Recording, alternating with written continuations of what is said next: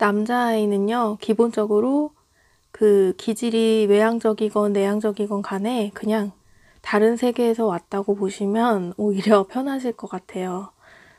이런 말이 있거든요. 남자아이들은 7, 8살 정도 될 때까지는 그냥 본인이 만화 속에서 사는 것처럼 생각을 하고 산대요.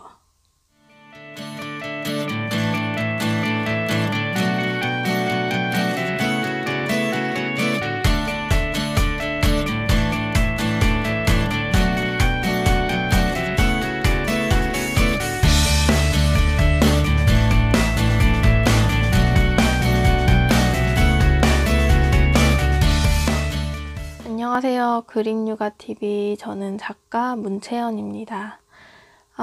저는 이제 아이들 셋을 데리고 밖에 나가면 마주치는 어르신들이 항상 이런 말씀을 하세요. 어이구, 아들 하나, 딸 둘, 200점짜리 엄마네. 우리 아들은 아들만 둘인데 아들은 다 남의 자식이야. 엄마한테는 꼭 딸이 있어야 돼. 이러시거든요. 그리고 제 지인 중에서도 실제로 아들 셋, 넷 이렇게 키우는 친구들이 있어요. 근데 실제로 아들 넷 키우는 그 친구는 매일매일이 이라크 전쟁 저리 가라 할 정도래요. 그래서 신경정신과 약을 복용을 하고 있을 정도인데요. 여러분 정말 이렇게 아들 키우기는 힘든 걸까요? 네, 오늘 제가 들고 온 책은 바로 남자아이 키울 때 꼭 알아야 할 것들이라는 책인데요. 다른 분들 보면 이렇게 컴퓨터로 이렇게 딱 표지를 이렇게 해놓으시던데 저는 컴퓨터 울렁증이 있어서 제가 이렇게 들고 있을게요. 제가 이 책을 읽게 된 이유는 좀 다른 이유인데, 저희 아들은 첫째 아들이거든요. 8살짜리. 근데 약간 내향적이라고 해야 될까? 남자친구들보다는 좀 여자친구들하고 주로 어울리고 굉장히 여리고 세심하고 감성적이고 이런 거예요. 그래서 어디 이제 나중에 친구들한테 맞고 울고 들어오진 않을까 이런 걱정이 돼서 읽게 됐는데, 사실 아들이 외향적이건 내향적이건 간에 아들 키우는 엄마의 입장에서는 정말 걱정되는 건 마찬가지죠. 좀 아들이 생각이 약간 좀 특이하고 여자아이 키우는 것과는 다르게 예상치 못한 돌발 행동을 많이 하잖아요. 그럴 때 엄마가 많이 당황을 하게 되는데, 이거는 기본적으로 남자들이 갖고 있는 기질이라고 해요. 저도 이제 아들과 딸을 같이 키우니까 두 성별의 차이를 확연하게 느끼는 적이 한두 번이 아닌데, 이 책에서는 이런 극과 극인 상황들에 대해서 어떤 중간 지점을 찾을 수 있는 방안들을 제시해주고 있어요. 얼마 전에 일본 여행을 갔을 때 제가 정말 놀랬던 것이 있는데, 식당이나 공공장소에서 아이들이 막 뛰어다닌다거나 위험한 장난을 친다거나 밥 먹을 때 핸드폰을 본다거나 이런 모습이 정말 한 번도 본 적이 없어요. 아이들이 엄마 아빠랑 똑같이 앉아서 차분하게 앉아서 식사를 하고, 그리고 밥도 안 남기고 싹싹 다 긁어 먹거든요. 밖에서도 굉장히 차분하고 얌전하게. 그래서 과연 일본의 부모들은 아이를 어떻게 교육을 하길래 아이들이 저렇게 좀 다를까 이런 생각을 했던 적이 있는데, 이 책은 이제 일본의 저명한 교육학 박사인 모로토미 요시히코 선생님께서 지으신 책이에요. 많은 엄마들이 갖고 있는 고민이죠. 아들을 어떻게 하면 잘 키울까? 아들과 어떻게 하면 갈등 없는 관계를 유지할 수 있을까? 곧 있으면 이제 아들이 사춘기가 되고 그 무섭다는 중이병을 겪게 될 텐데, 지금부터 엄마와의 관계를 잘 유지를 해놔야 아이가 어떤 심리적인 문제에 부딪혔을 때 엄마와 좀 교감하는 시간을 많이 갖게 되지 않을까. 그래서 저도 이 책에서 많은 깨달음을 얻고 공감대를 얻게 돼서 이 책을 소개해드리게 됐는데요. 크게 한 5가지 정도로 요약해서 말씀을 해드릴게요. 첫째는 남자아이와 엄마와의 관계는 연인 관계와도 같다. 남자아이와 엄마의 관계는 연인 관계와도 같다. 이거는 우리가 이제 남편을 처음 만났을 때를 생각해보면 쉬울 것 같은데요. 우리가 만난 지 얼마 안 됐을 때는 그 사람이 정말 마냥 좋기만 하잖아요. 하루 종일 같이 있고 싶고 보고 싶고 그러다가 이제 만나는 기간이 길어질수록 장점보다는 단점이 많이 보이게 되고 그러다가 결혼을 하고 나니까 이거는 정말 현실인 거죠. 안 맞는 부분도 굉장히 많고 그리고 내가 만약에 밥을 먹기 싫어도 출근하는 남편을 위해서 밥을 차려야 되고 와이셔츠도 다려놔야 되고 내가 놀고 싶다고 뭘 사고 싶다고 해서 마음대로 그 결혼하기 전처럼 그렇게 할 수가 없잖아요. 아이도 마찬가지인 것 같아요. 처음 아이가 생겼을 때는 품에 쏙 들어오고 조그만 게 얼마나 예쁜지 막 맨날 물고 빨고 이렇게 하잖아요. 그러다가 이제 아이가 걸어 다니기 시작하고 여기저기 사고를 치고 그리고 어때요? 남자아이들은 정말 행동 반경이 굉장히 크죠. 그리고 엄마가 예상하지 못한 돌발 행동을 많이 해요. 그러다가 점점 엄마는 목소리를 크게 하고 그러다가 분노가 쌓이면서 폭발을 하게 되는 이런 상황에 다다르게 되는데요. 이거는 아들을 바꾼다고 해서 해결될 문제가 아니라는 건데요. 연구 결과에 의하면 진지하고 성실한 엄마일수록 그 육아에 대한 완벽함을 추구하는 그런 성향이 높기 때문에 스트레스를 더 많이 받는다고 해요. 그래서 내가 만약에 정말 힘들고 지치고 우울한 감정이 많이 생긴다고 하면 가능하면 빨리 이제 어린이집이나 맡길 수 있는 어떤 시설에 맡기고 엄마만의 그런 심신의 안정을 찾을 수 있는 시간을 갖는 게 중요하다고 하는데요. 이 마음이 안정되지 않은 상태에서는 아무리 좋은 책을 읽고 좋은 강연을 듣고 이렇게 해도 쉽게 그 행동이 변화되지가 않아요. 그래서 힘든 걸 절대 참지 마시고 엄마만의 그런 기분 전환의 시간을 많이 일단 갖는 것이 중요하다고 합니다. 그리고 이제 아들한테 뭔가를 말을 할 때 얘가 한 번에 말을 안 들으니까 엄마가 목소리가 커지잖아요. 너 이거 해! 옷 입어 빨리! 이거 하라 그랬지! 이렇게 명령하는 말투가 아니라 우리 먼저 밥을 먹고 나머지 하는 게 어떨까? 이렇게 부탁하는 어조로 얘기를 해야 한다고 해요. 이것도 마찬가지로 남편과의 관계를 생각해 보면 쉬운데 남편이 만약에 이제 양치질을 할 때 치약 뚜껑을 열어놓는다거나 양말을 뒤집어 벗어놓는 습관이 있어요. 그럴 때 당신 뚜껑 닫아놓으라고 했잖아. 양말 왜 이렇게 자꾸 뒤집어 벗어? 귀찮아 죽겠어. 이렇게 하면 듣는 사람이 일단 기분이 굉장히 상하잖아요. 이제 기분이 상한 남편은 반대로 아이고 집에서 살림하는 여자가 뭐 하는 거야? 이런 거 제대로 하지. 러닝머신에 옷을 왜 이렇게 걸어놔? 이러면서 막 서로 싸움이 되는 거잖아요.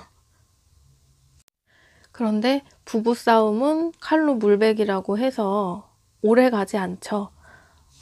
부부가 이제 스킨십을 하면서 자연스럽게 그런 문제들이 해결되고 하잖아요. 아이와의 관계도 마찬가지라는 건데요. 아이가 만약에 물건을 집어 던지거나 무조건 싫어 소리를 지르거나 동생을 괴롭힌다거나 울고 불고 막 악을 쓴다거나 이런 대부분의 심리 문제는 엄마가 토닥토닥 두드려주고 안아주고 뽀뽀해주고 하는 스킨십으로 대부분의 문제가 해결된다고 해요. 물론 남자아이를 키우면서 참아야 할 상황이 굉장히 많이 발생을 하지만, 이 남자아이를 내 아이로 보지 않고 연인 관계로 생각을 하면서 키운다면 좀 쉽지 않을까 생각을 해봅니다.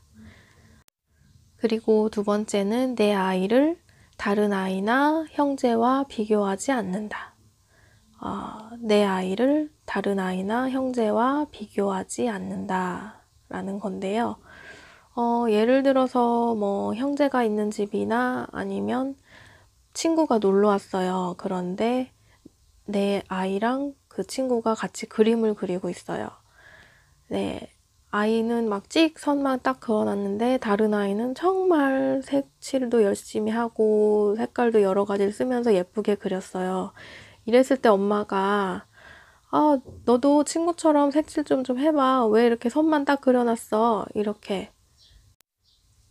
동생은 색칠도 예쁘게 했네. 이렇게, 아이를 친구나 동생과 비교하는 그런 뉘앙스를 풍길 때, 특히 남자아이의 경우는 불필요한 우월감을 느낀다고 해요. 우리도 매일 하는 뭐 요리라든지 청소가 그렇게 매일 즐거워서 하는 건 아니잖아요. 그리고 때로는 정말 그냥 대충 먹고 치울 때도 있죠. 이렇게 아이도 마찬가지인데 그날따라 아이가 뭐 기분이 안 좋다든지 컨디션이 안 좋을 수도 있는 거지, 아이가 했던 그 모든 그런 작품들이 절대로 평가되어서는 안 된다는 거예요. 특히나 남자아이의 경우 자기가 뭔가 비교당한다는 느낌을 받았을 때 그 일 자체에 대한 흥미를 잃어버리고, 나 이거 재미없어, 시시해, 안 할 거야, 이렇게 나온다고 해요. 이게 특히나 우리 대한민국의 교육제도가 그런데요.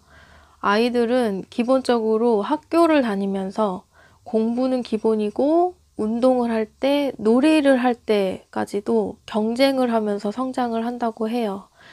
그래서 이게 부모가 이런 경쟁 구도에서 심리적인 지지대 역할을 잘 해줘야 아이가 설령 뭔가를 했을 때 내가 실패를 하거나 지더라도 난 정말 쓸모없는 사람이야, 가치 없는 사람이야, 이런 기분에서 벗어나서 괜찮아, 난 다음에 더 잘할 수 있어, 이런 긍정의 감정을 갖게 된다고 해요.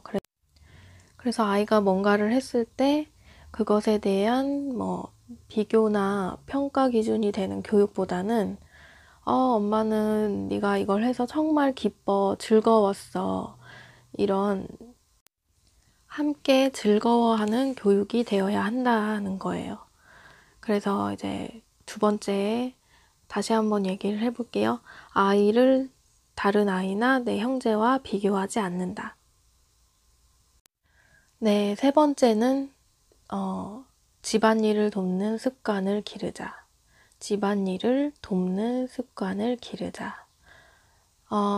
특히 남자아이의 경우 집안일을 돕는 습관을 기르는 것은 아이가 이제 커서 20대가 됐을 때 스스로 살아갈 수 있는 기본적인 생활 능력을 갖추는 것이고, 그리고 나중에 결혼을 하잖아요. 그랬을 때 내 가정을 책임질 수 있는 기본 능력을 갖게 되는 건데요. 뭐 실제로 주위에서도 보면 집안일을 한 가지도 돕지 않는 남편들이 많이 있더라고요. 그리고 심지어는 맞벌이를 하는데도 남자가 뭐 쓰레기 분리수거라던가 욕실 청소 이런 거 관심도 없을 뿐만 아니라 단 1도 도와주지 않는 남자들이 있어요. 그런 남자들은 정말 100% 엄마가 잘못 키운 거예요. 집안일을 돕는 습관은 아이가 이제 나중에 사회생활을 할 때 어떤 그런 팀에서 팀워크를 할 때도 굉장한 도움을 준다고 하는데요. 특히나 남자들의 경우 개인이 활동하는 것보다 팀이 이제 어떤 업무를 맡았을 때 더 큰 능력을 발휘하게 된다고 해요.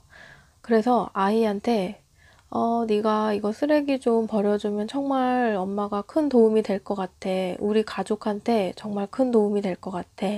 이렇게 얘기를 하면 아이는 내가 이 큰 업무를 맡았구나 하는 책임감을 갖고 일을 하게 될 거예요.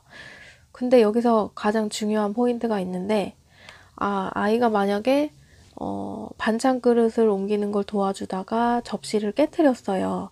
그랬을 때는 절대로 혼을 내면 안 된대요. 그러면 엄마가 속으로 생각을 하죠.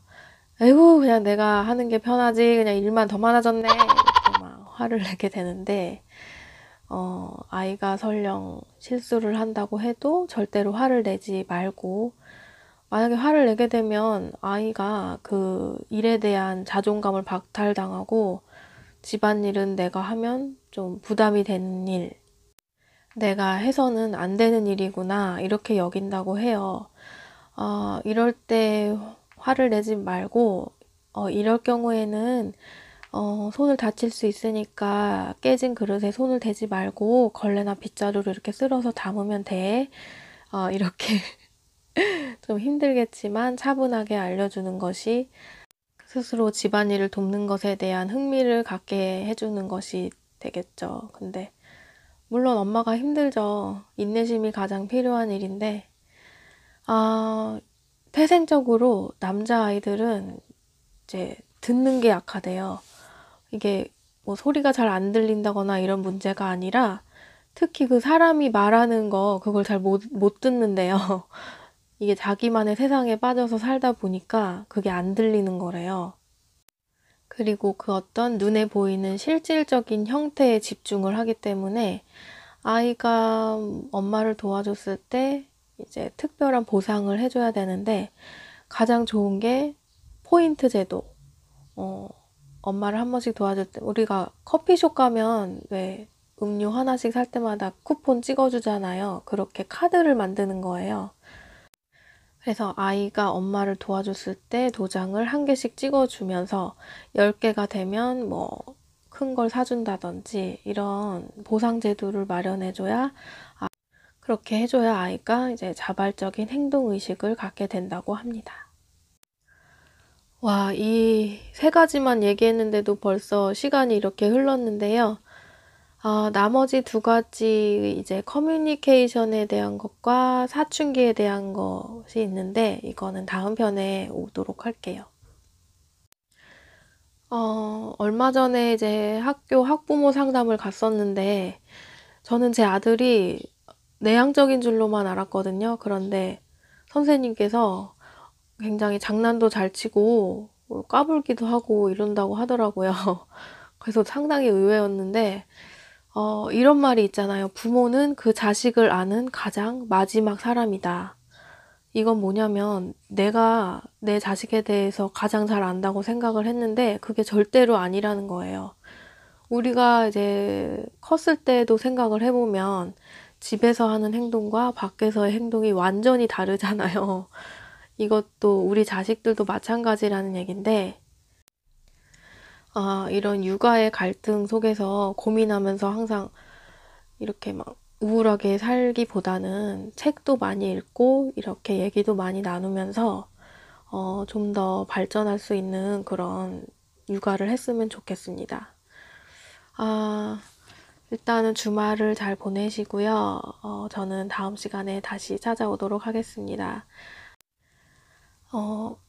세 가지 한번 정리하고 끝낼까요?